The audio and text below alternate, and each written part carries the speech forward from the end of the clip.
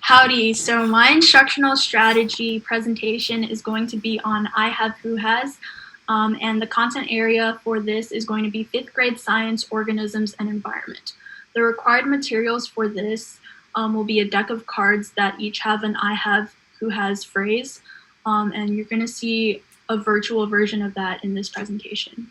So first we're going to start with the content objective. The content objective is that students will learn and identify content vocabulary words by playing the I have, who has game.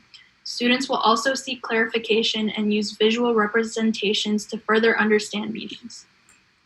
And then for the language objective, students will associate words with definitions by reading words, listening to questions, and responding with appropriate answers either out loud or in their heads. Students will also seek clarification and use visual representations to further understand meanings.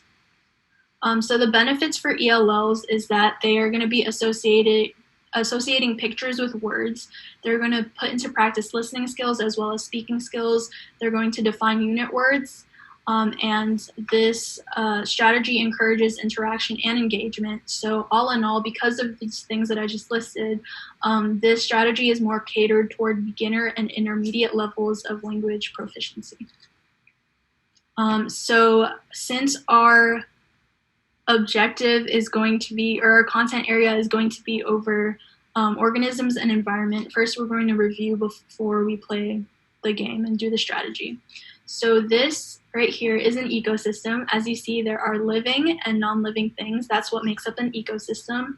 The abiotic factors are the things that are non-living, such as the sun, the clouds, maybe like rocks or water, or these mountains in the back if they're rocks or water if they're there, even though they're not there. And then biotic factors are living things, such as the snake, the trees, the fox, the mushrooms.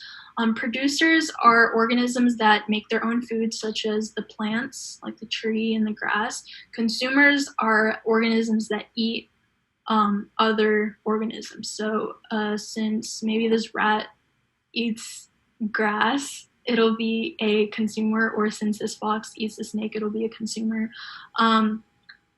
And decomposers are the things that eat organisms once they die. So that's what these mushrooms are. And then all of these organisms eating other organisms forms a food chain.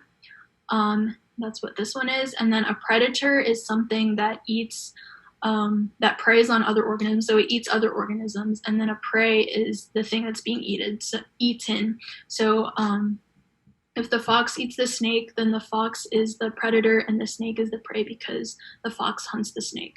And then camouflage is whenever an organism tries to hide or disguise himself. So since the snake is in the grass, it can probably like change colors and try to hide itself so that it doesn't get eaten. So these are our vocabulary words that we're going to play this game, I have, who has, with. And this game is pretty straightforward. It basically goes in a circle. So the person that starts is going to start by saying who has, so asking the question, and he or she is also going to be the last person who states I have if it goes well. And I'm going to demonstrate as if like I'm the different students in my class. So I'm going to start off. Who has the way food passes from one organism to another? I have food chain. Who has an organism that breaks down waste and remains for its source of energy? I have decomposer. Who has the living factors in an ecosystem? I have biotic factors. Who has an animal that hunts and eats other animals? I have predator. Who has an organism that makes its own food? I have producer. Who has the hiding or disguising of an animal? I have camouflage. Who has a community of organisms and interactions? I have ecosystem. Who has the non-living factors in an ecosystem? I have abiotic factors. Who has an organism whose food comes from other living things? I have consumer. Who has an animal that is hunted and eaten by other animals? And I have prey. Okay, thank you for playing. So as you could tell, there were pictures at the top of the cards that help associate the definition with the word that was at the top. And I just think this is an overall good game that gets everybody involved and encourages everybody to participate. So yeah, thank you for watching.